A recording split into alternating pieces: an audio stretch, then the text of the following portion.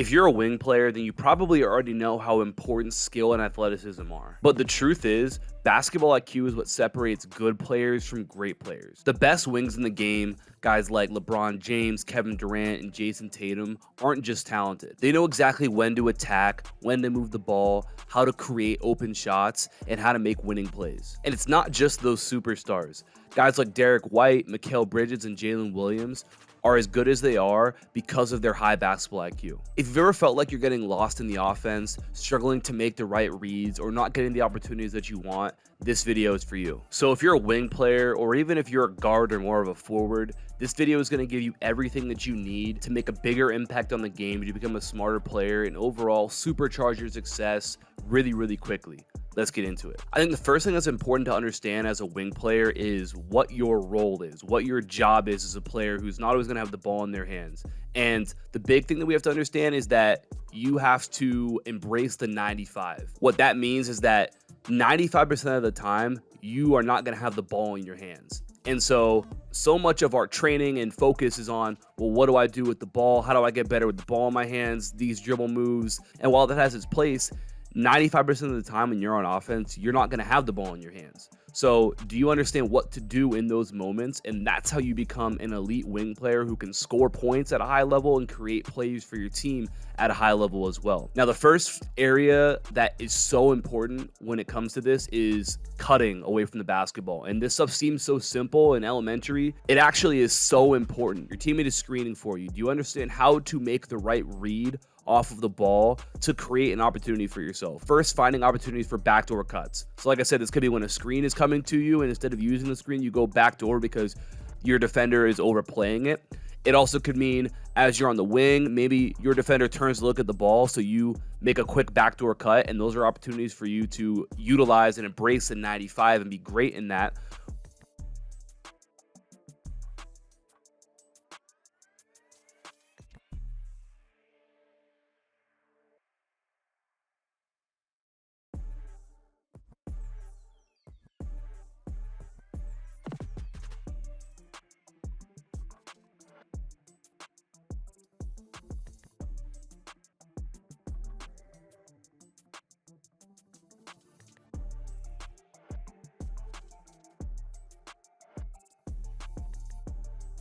We also have a tight curl. So if you're coming off of a down screen or an away screen and your defender is chasing you over the screen, a tight curl to the basket a lot of times can lead to an open layup for you or an attempt to run the rim.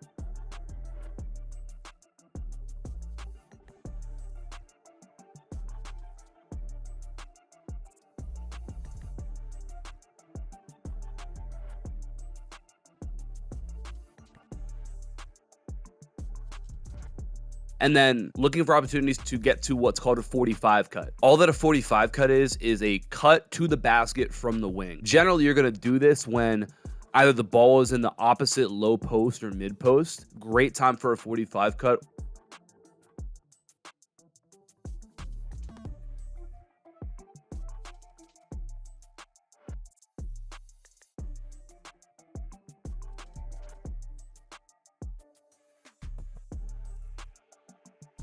Or if your teammate drives from the opposite wing. So your teammate drives from the right wing, you're on the left wing, and you cut to the basket. A lot of times your defender turns to focus on that drive on the other side, and you can be wide open on a cut right there.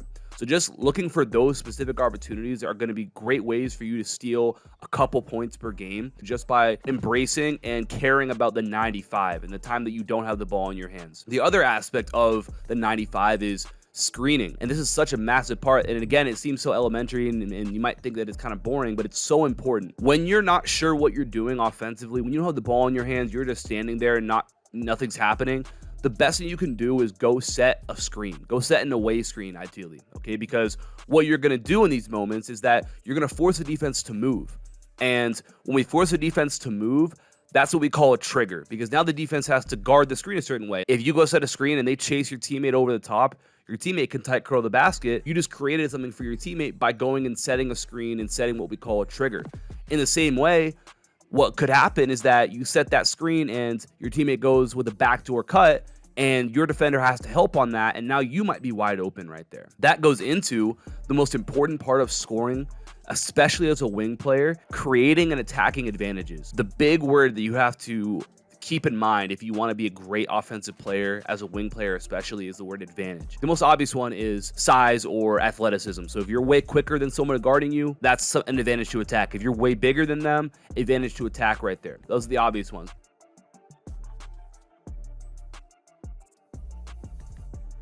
But the other one that we can create all the time is closeouts and defensive rotations. Those are advantages that you can attack as well, because for a defensive player, a closeout is a really hard thing to do. You have to get there, take away the shot, and then be able to slow yourself down so you don't get beat on a drive. It's the hardest thing a defender is going to do. And a lot of times when a defender is closing out, the whole defense is rotating in to help.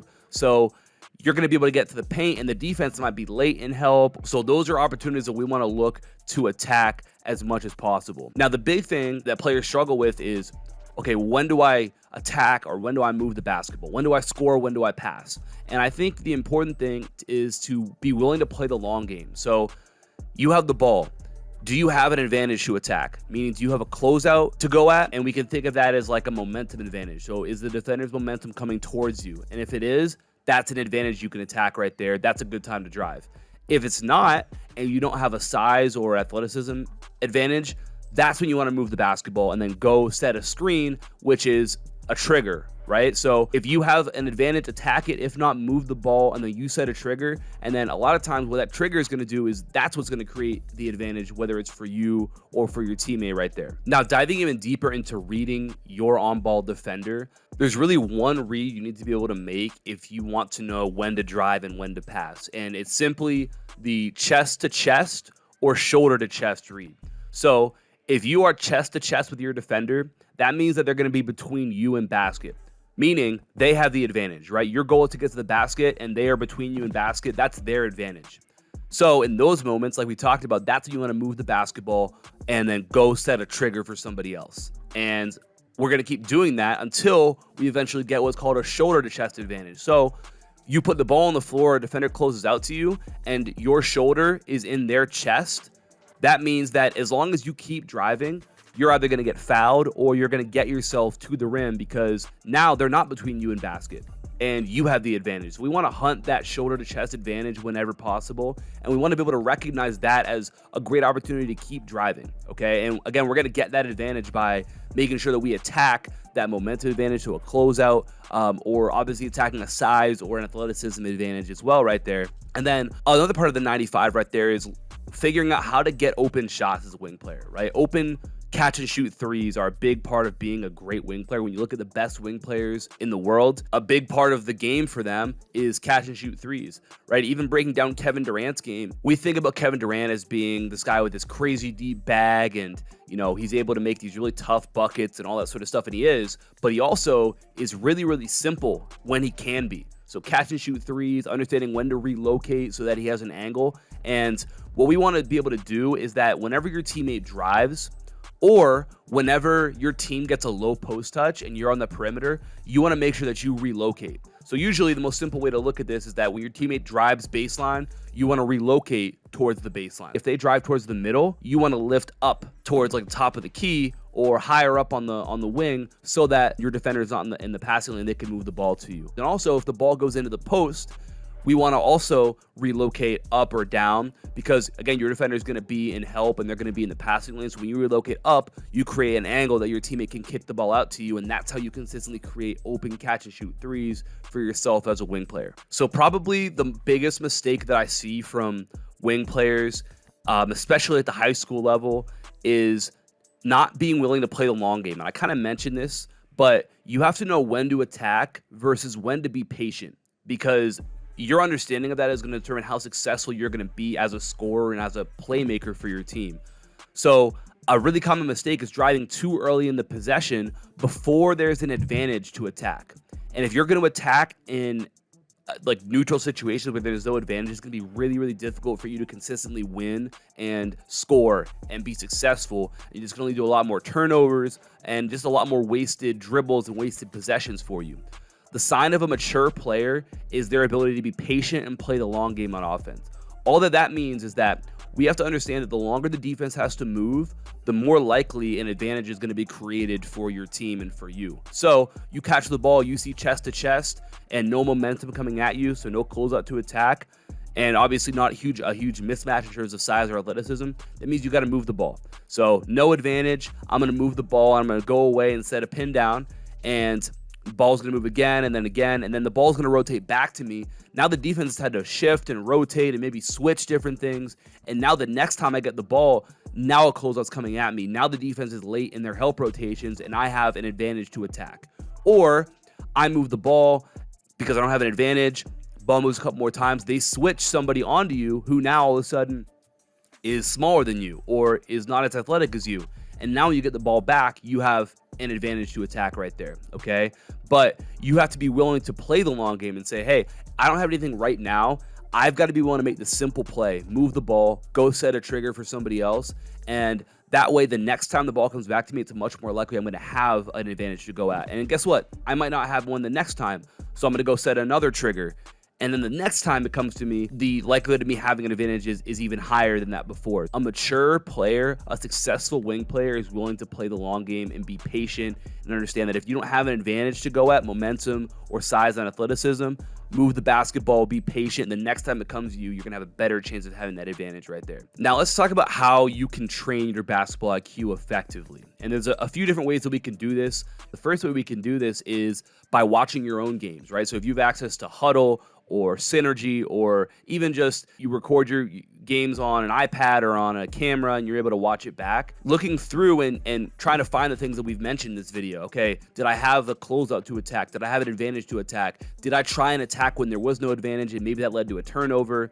Did I relocate when, my teammate drove to the baseline? Did I relocate when the ball went into the post? Did I hunt an opportunity for, a backdoor cut coming off of a screen, or, a tight curl when my defender chased me over, or a 45 cut when my teammate drove, or when there was a low post touch? So all those things you can look at in your own film and say, hey, man, I might have missed that opportunity. Or maybe I was impatient on that possession. I should have moved the ball, gotten to another trigger, and maybe the next time I would have gotten a better opportunity to attack or to get to a shot or whatever the case may be.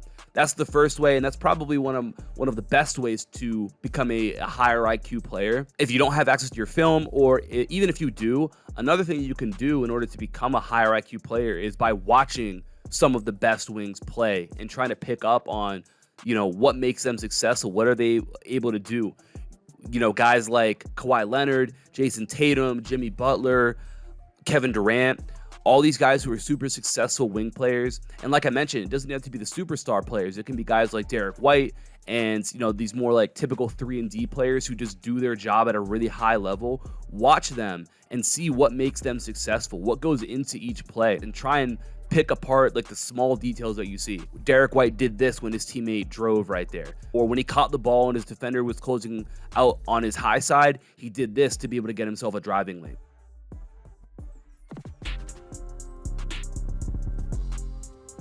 And there's the one dribble right here coming off of a closeout. So probably in this situation, for 99% of players, they're going to take on the dribble. What I love about this too is just him making a quick, what's called a 0.5 decision, which just means that within half a second of him having the ball in his hands, he's doing something because he has a defender closing out to him. So he knows that that's the best time to drive to the basket is when that defender's momentum is coming towards him. And the only way that you're going to be able to exploit that momentum is by going right away. So he senses that. What we see is this shoulder to chest advantage right here. So what I mean by that is when he immediately rips through, he sees, okay, his shoulder to defender's chest right there. Whenever you have that, that means that you've won. Like, you're going to win on this drive if you just continue to go, right? If you just put your head down and go, you're either getting fouled or you're scoring, or both of them, which is what we see right here. So we immediately make that 0.5 decision right here. When you're 7 feet tall and super athletic, obviously the rules don't necessarily apply the same way to you right here, but a lot of really good concepts we see on just this simple play. And just by really picking apart and trying to see those small details, it's going to massively increase your basketball IQ. And then you want to be able to take this up and say, hey, how can I apply this stuff to what I do and when I'm in these same situations in games right there?